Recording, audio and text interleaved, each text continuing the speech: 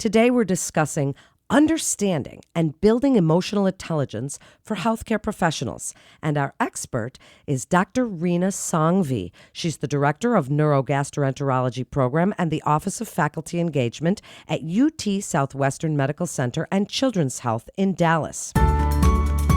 This is Pediatric Insights, Advances and Innovations with Children's Health, where we explore the latest in pediatric care and research. I'm Melanie Cole.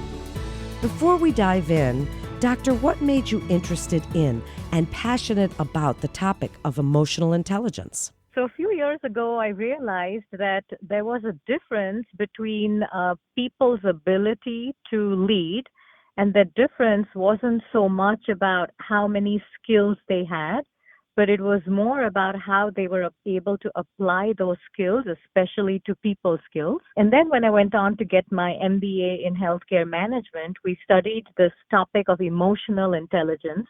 And that's really what brought it home to me, that while IQ or intelligence can get you the job, emotional intelligence is even more important in terms of success in the job, as well as ability to keep the job and continue to progress forward in your leadership journey. How interesting. What a fascinating topic today. You presented on the topic of emotional intelligence at the annual meeting of the North American Society for Pediatric Gastroenterology, Hepatology, and Nutrition. Tell us a little bit about that. So it was a very interesting session. This session was sponsored by a subcommittee within the NASPGHAN, which is the loving name for the long name that you just mentioned for our National Pediatric GI Society. And that subcommittee is the Professional Development Committee, and I co-chair that committee. So as part of that, we really wanted to do a series on leadership and what skills should people acquire or most importantly use. As part of this series, we talked about emotional IQ, we talked about having difficult conversations, and we talked about how to say no. It was a beautiful, well-attended session. I think there were over 100 people in the session, very engaged, but this topic of EQ gathered a lot of interest from a lot of people. Well, I'm sure that it did. So tell us a little bit about it. What is emotional intelligence and how does it differ from IQ? So emotional intelligence is the ability to really recognize your own emotions as well as the emotions in somebody else, and then use this recognition to control or channel your behaviors as well as to channel your behaviors as well as attitudes towards the other person once you've understood their emotions. Now, this is different than intelligence quotient. So intelligence quotient is thought to be something that you're born with, and it's really not something that a lot of experts believe you can increase exponentially once you've passed the age of brain growth, usually about 5 years of age. Emotional intelligence, on the other hand, is something that you acquire, and it's a skill that can continue to grow throughout your life. And that's the big difference. Emotional intelligence focuses more on understanding emotions in yourself and people around you. Intelligence quotient is simply more problem solving, and it's got to do more with your own personal intelligence. Well, thank you for that answer. So can you explain for us the 4 components of emotional intelligence and really what they mean and why it's especially important in the field of healthcare? Let me start with the second portion first. Why is this especially important in the field of healthcare? Is because we are dealing not just with ourselves as physicians, we also deal with a team of people that includes nurses, MAs, but that also includes patients. And in order to have this entire team function well under the leadership of the physician, I think having EQ is super important. The 4 components of EQ are self-awareness, self-management, relationship awareness, and relationship management. Some people will use different terms for these 4 classifications. It's important to realize that the first 2 focus on yourself. Awareness of your own emotions is self-awareness. Number 2 also deals with how you use this awareness to deal with other people. The third part deals with awareness of the emotions of other people.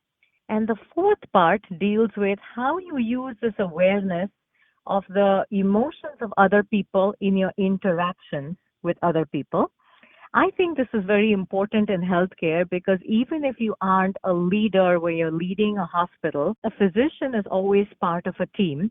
And by default, a lot of the decisions end up being the physician being a leader. So understanding the emotions of other people in your team, the nurses, the MAs, the patients, and then using that understanding to build everybody's relationship to be on the same level is key for success, both clinically as well as in leadership.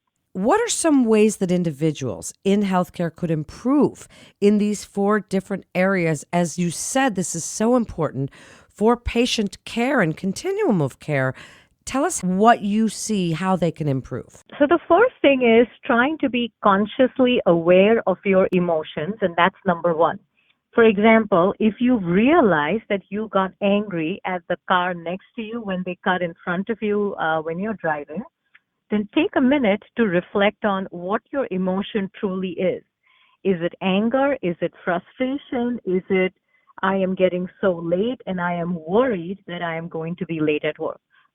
So, number one, continually, accurately try and figure out what emotion is it that you're feeling.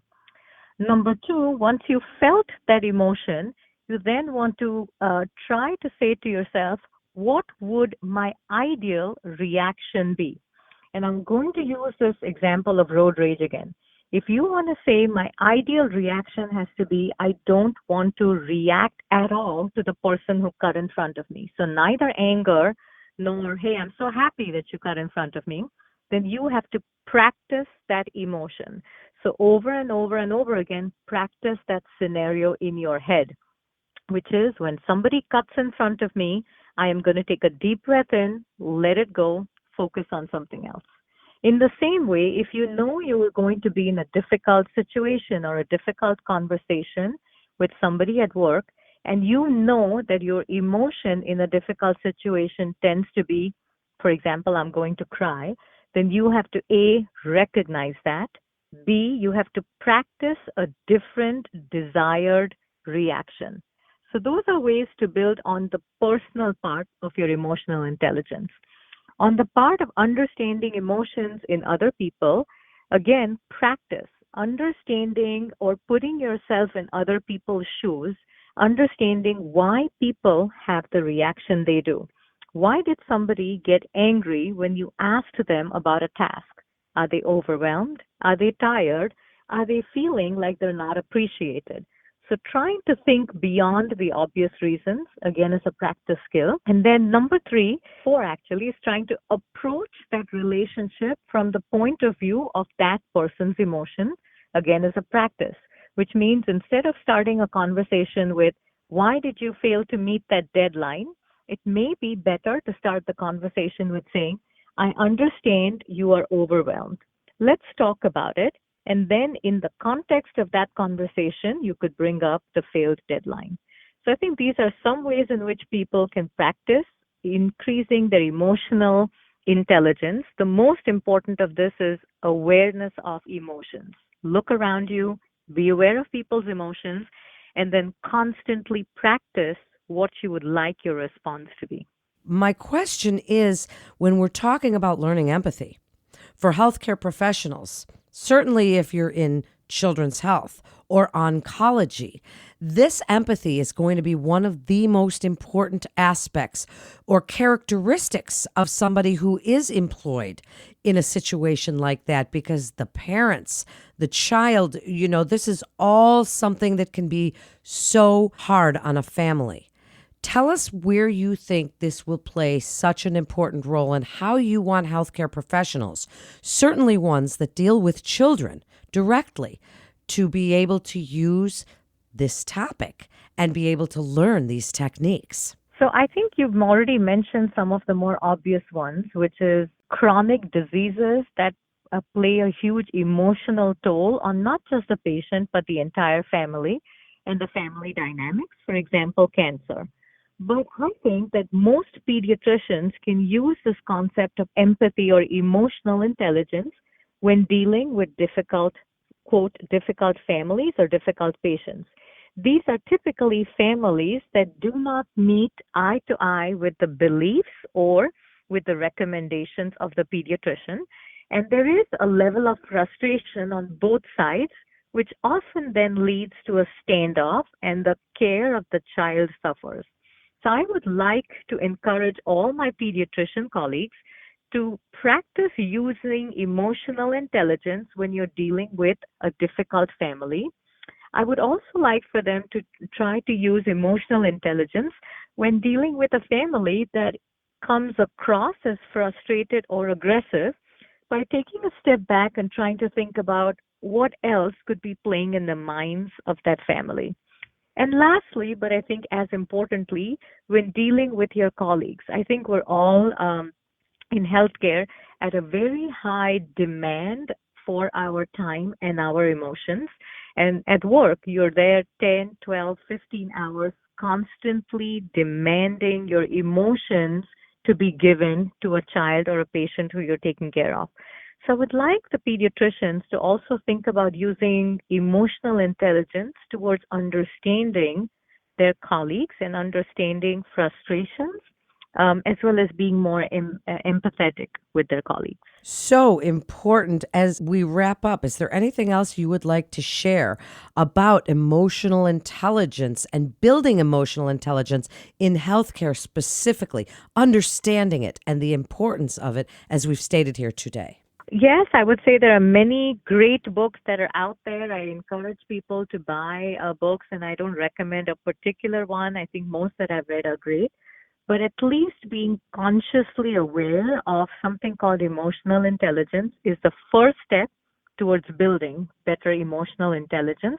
And that's really the first step towards building your leadership skill set. Thank you so much, Dr. Sangvi, for sharing this. What an interesting topic. Thank you again for your time with us today, and to our audience for listening to Pediatric Insights, Advances and Innovations with Children's Health, where we explore the latest in pediatric care and research.